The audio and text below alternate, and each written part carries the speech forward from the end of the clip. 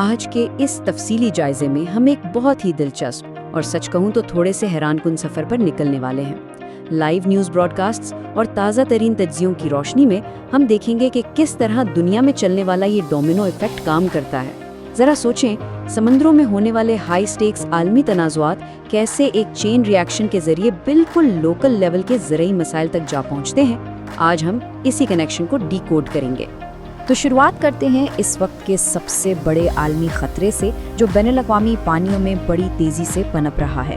آبنائے ہرمز میں اس وقت ایک شدید اعصاب کی جنگ جاری ہے اور دنیا بھر کی نظریں اس سوال پر ہیں کہ پہلے کون جھکے گا۔ یہ وہ تنازع ہے جس نے پوری عالمی معیشت کو ایک بڑے طوفان کے کنارے پر لا کھڑا کیا ہے۔ آج کے اس جائزے میں ہم جن 4 اہم پہلوؤں پر بات کریں گے وہ یہ ہیں۔ پہلا، عالمی فلیش پوائنٹ۔ دوسرا، ان پابندیوں کے معاشی متبادل۔ تیسرا، علاقائی پاور پلیئرز کا کردار۔ اور آخر میں وہ اندرونی تضادات جو ان سب سے جڑے ہیں۔ سب سے پہلے بات کرتے ہیں ہمارے پہلے حصے کی، یعنی عالمی فلیش پوائنٹ، امریکہ بمقابلہ ایران۔ مشرق وسطی کی اس ٹینشن نے عالمی سپلائی چین کو ہلا کر رکھ دیا ہے۔ اگر ہم حالیہ نشریاتی رپورٹس پر غور کریں تو ہمیں ایک بہت واضح اور سنگین تضاد نظر آتا ہے۔ ایک طرف امریکہ ہے جس کی حکمت عملی سیدھی سی ہے، آبنائے ہارموز کے باہر سخت بحری ناکہ بندی کرو اور تیل کی برآمدات کو روک کر معاشی دباؤ بڑھاؤ۔ لیکن دوسری طرف ایران ہے جو اس ناکہ بندی کے جواب میں خاموش نہیں بیٹھا، بلکہ ایک غیر معمولی فوجی آپریشن اور زبردست نفسیاتی دباؤ کی دھمکی دے رہا ہے۔ اب یہاں ایک بڑی چشم کش بات سامنے آتی ہے۔ میڈیا کے دفاعی تجزیوں کے مطابق ایران نے جان بوجھ کر اپنا تقریباً 80% میزائل ذخیرہ سنبھال کر رکھا ہوا ہے۔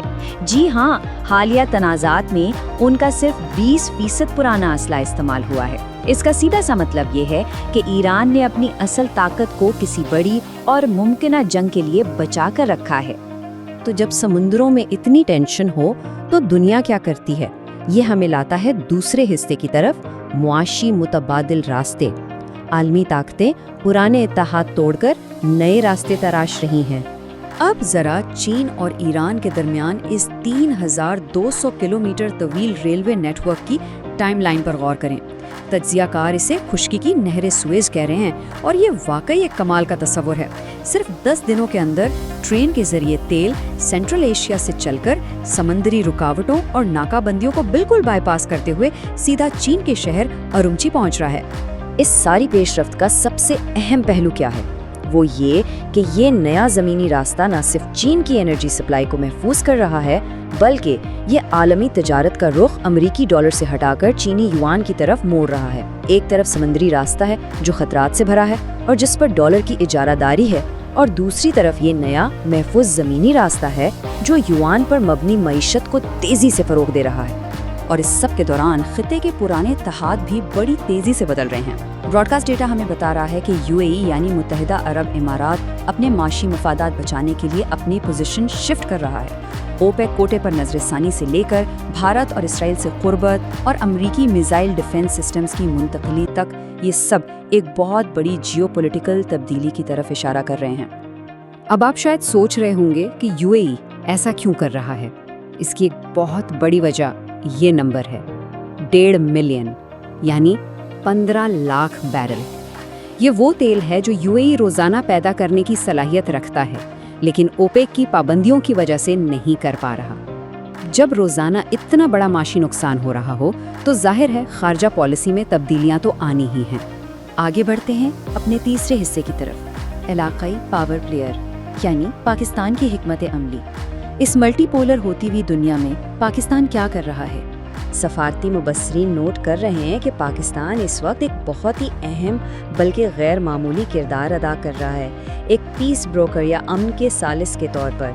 امریکہ، ایران اور دیگر علاقائی طاقتوں کے درمیان جاری اس شدید ٹینشن میں پاکستان ایک غیر جانبدار پل کا کام کر رہا ہے۔ لیکن سفارتکاری کہانی کا صرف ایک رخ ہے۔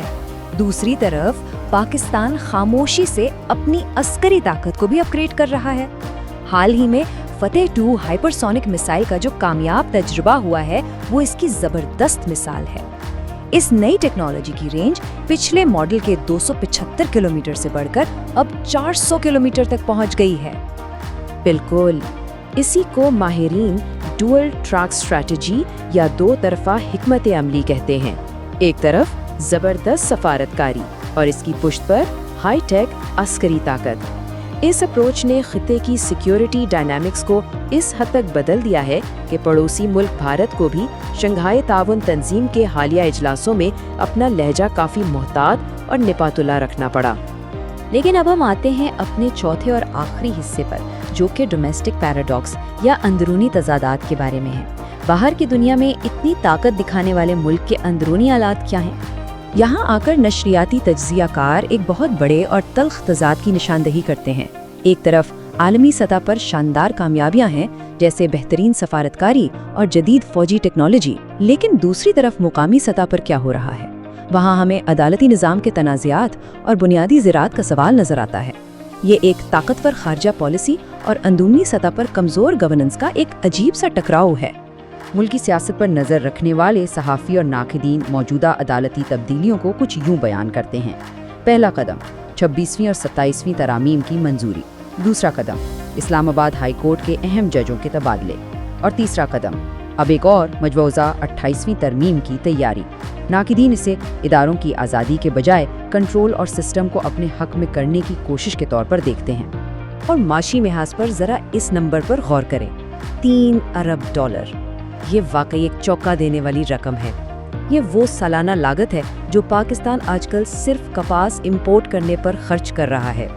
ज़रा सोचिए, एक वो वक्त था जब पाकिस्तान पूरी दुनिया को कपास एक्सपोर्ट करने के लिए जाना जाता था, और आज हम अरबों डॉलर इसी कपास को मंगवाने पर लगा रहे हैं। मुकामी सतह पर इस सूरत हाल से कितनी मायूसी फैल रही है, इसका अंदाज़ा आप इस एक इक़्तिबास से लगा सकते हैं। मुकामी हलके ये सवाल उठा रहे हैं कि नई कपास की अक़साम तैयार करने के बजाय हम 15 एकड़ के ज़र्रे तहकीकी मरकज़ पर कंक्रीट डालकर एक ब्यूरोक्रेटिक जमखाना बना रहे हैं। मुल्तान कॉटन रिसर्च इंस्टीट्यूट की ज़मीन पर एक एलीट क्लब बनाने की ये तजवीज़ वाकई हुकूमती तरजीहात पर एक बहुत बड़ा सवाल या निशान है।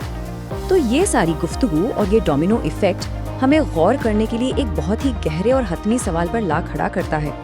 जैसे जैसे दुनिया में एक नया ग्लोबल ऑर्डर बन रहा है, क्या वाकई कोई मुल्क अपने अंदरूनी इदारों को मजबूत किए बगैर अपनी सरहदों को महफूज बना सकता है? ये वाकई सोचने की बात है, क्योंकि इन आलमी चैलेंजेस का मुकाबला करने के लिए घर की बुनियाद का मजबूत होना सबसे ज़्यादा ज़रूरी है। आज के इस जायज़े में हमारे साथ रहने का बहुत शुक्रिया।